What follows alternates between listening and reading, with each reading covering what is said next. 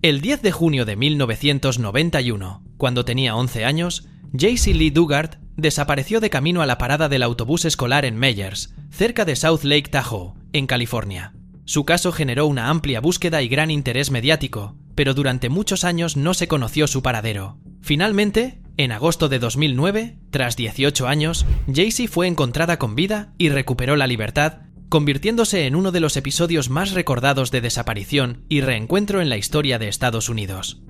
Jaycee nació el 3 de mayo de 1980 en Anaheim, California. Al momento de su desaparición, vivía con su madre, su padrastro y su hermana menor.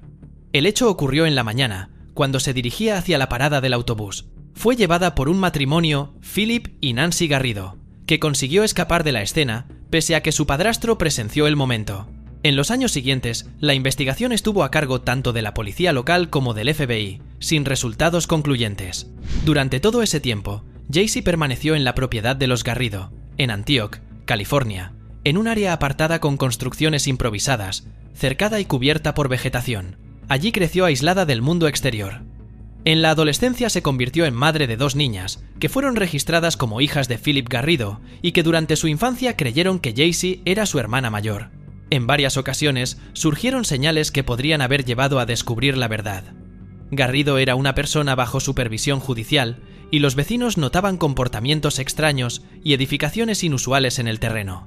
Sin embargo, no fue hasta 2009 cuando finalmente se resolvió el caso. El punto decisivo ocurrió el 24 de agosto de ese año, cuando Garrido acudió al campus de la Universidad de California en Berkeley con las 2 niñas. Su actitud levantó sospechas en una oficial de la policía del campus, quien tras revisar la información contactó al supervisor judicial de Garrido. 2 días más tarde, en una reunión con las autoridades, Jaycee reveló su verdadera identidad. El 26 de agosto de 2009 fue oficialmente liberada y después de 18 años se reunió con su madre. Philip Garrido fue detenido y enfrentó un largo proceso judicial. En 2011 fue sentenciado a prisión de por vida, mientras que su esposa Nancy también recibió una condena extensa por su participación en el caso. Shawn Hornbeck es un niño nacido el 17 de julio de 1991 que, a los 11 años, desapareció mientras andaba en bicicleta en Ridgewoods, Missouri. El 6 de octubre de 2002, cuando se dirigía a casa de un amigo, su rastro se perdió de repente. Se inició una amplia búsqueda. Se revisaron bosques, lagos y edificios abandonados.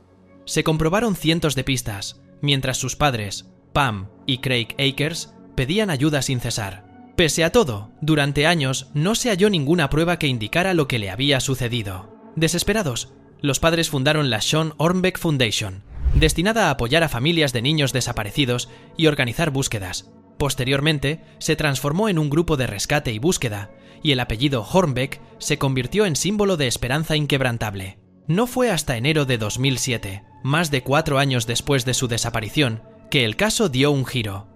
La policía investigaba el secuestro de otro niño, Ben Ombie, de 13 años. Gracias a un testigo que vio el hecho, los agentes llegaron hasta Michael J. Devlin, en Kirkwood, Missouri. Al entrar en su vivienda encontraron a Ben y también a Shawn. Este último se presentó diciendo: «Soy Shawn Hornbeck».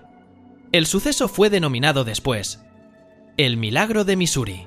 Shawn había estado retenido durante años por Devlin, quien lo sometió a violencia, amenazas y un control total. Aunque tenía acceso a teléfono, internet y consolas de videojuegos, nunca intentó escapar, algo que los psicólogos atribuyeron a la fuerte manipulación y trauma. Durante su cautiverio llegó a utilizar una cuenta de Xbox Live, en la que incluso aparecieron indicios de su paradero, pero nadie los relacionó con su desaparición. Devlin fue condenado a penas que en conjunto superaban los 4.000 años de prisión. Steven Steiner fue un niño de California que desapareció el 4 de diciembre de 1972 en Merced.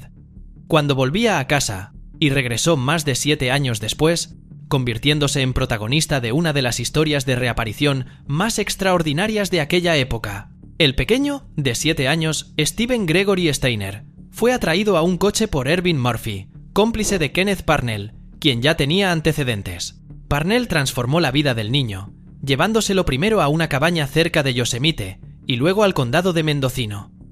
A los vecinos les presentaba a Steven como su hijo, dándole el nombre de Dennis. Durante años el niño estuvo aislado, no fue a la escuela y tuvo escaso contacto con el mundo exterior. Su verdadera identidad fue ocultada con documentos falsos y frecuentes mudanzas. A principios de 1980, Parnell secuestró a Timmy White, de 5 años, en Ukiah. Este hecho impactó al ya adolescente Steven, de 14 años, y lo llevó a una decisión valiente. En cuanto tuvo la oportunidad, huyó con Timmy. El 1 de marzo de 1980 llegaron a la comisaría de Ukiah, donde Steven reveló su verdadero nombre.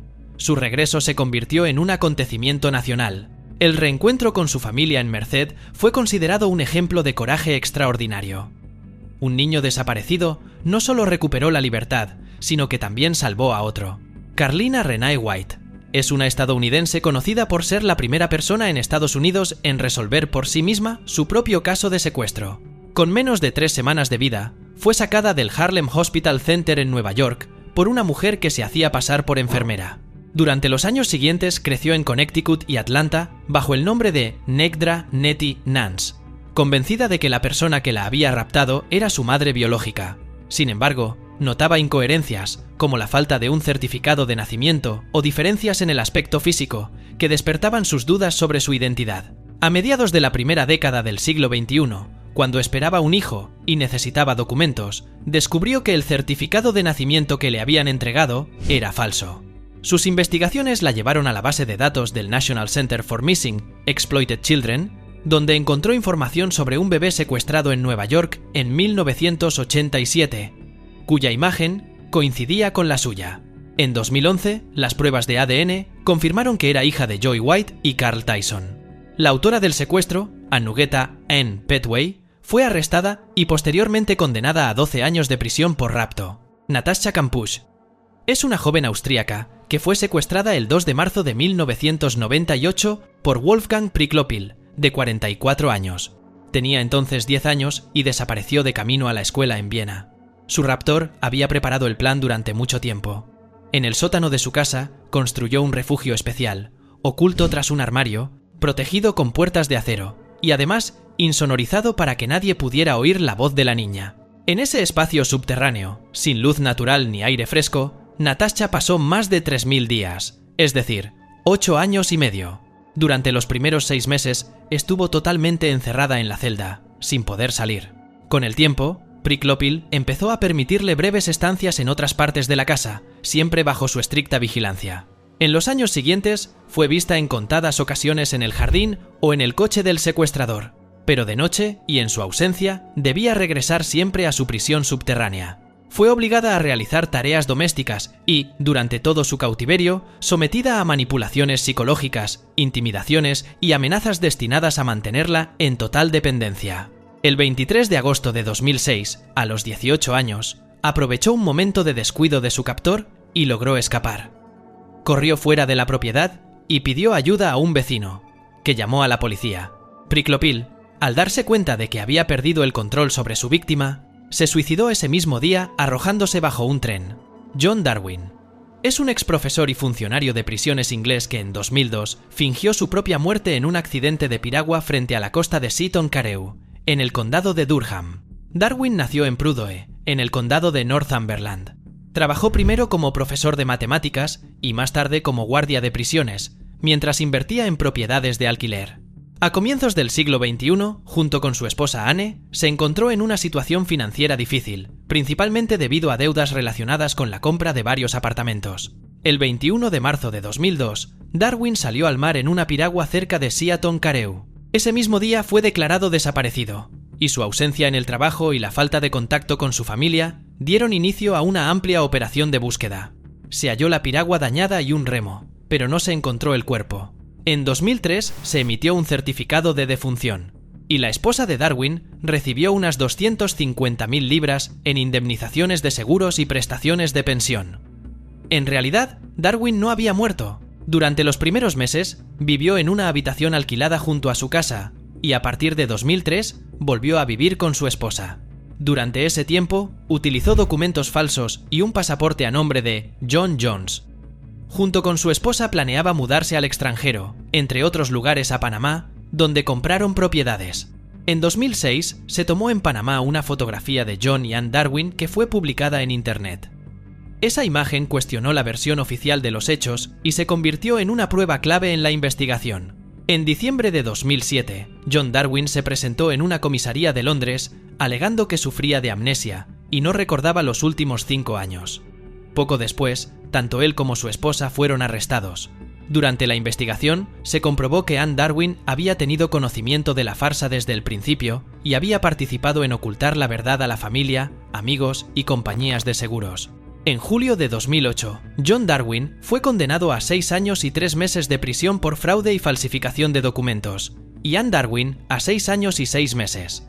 John Darwin fue puesto en libertad condicional en enero de 2011, y su esposa en marzo del mismo año. La fiscalía recuperó más de 500.000 libras que la pareja había obtenido ilegalmente. Lawrence Joseph Bader fue un vendedor de utensilios de cocina estadounidense de Akron, Ohio, que desapareció durante un viaje de pesca en el lago Erie.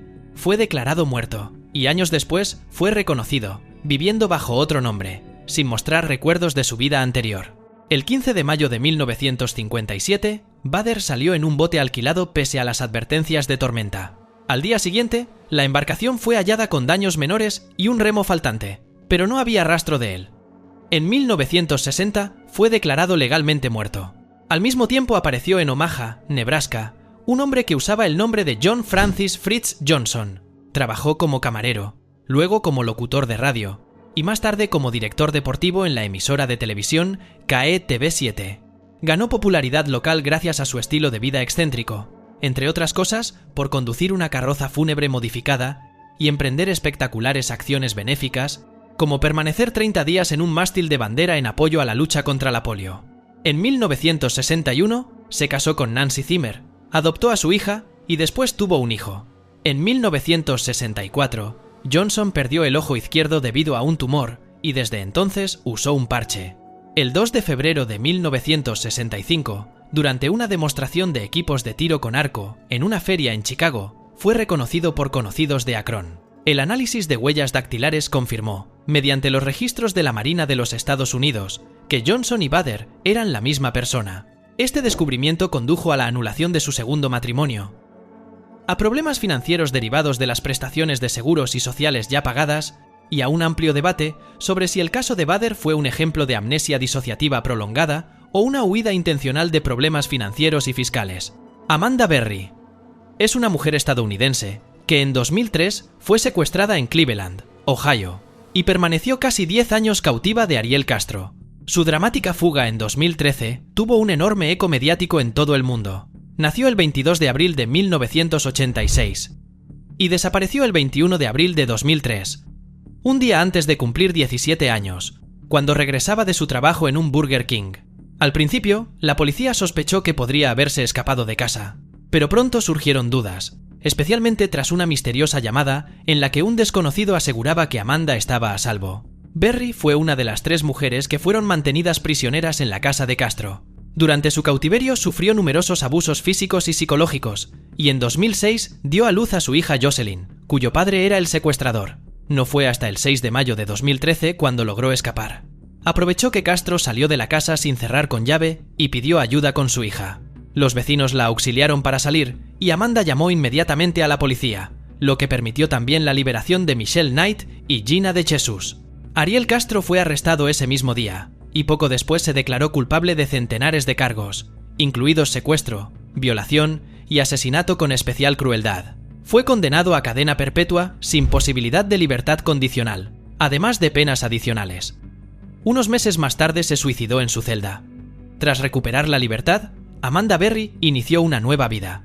Su madre, que la buscó durante años, había fallecido en 2006 sin llegar a reencontrarse con ella.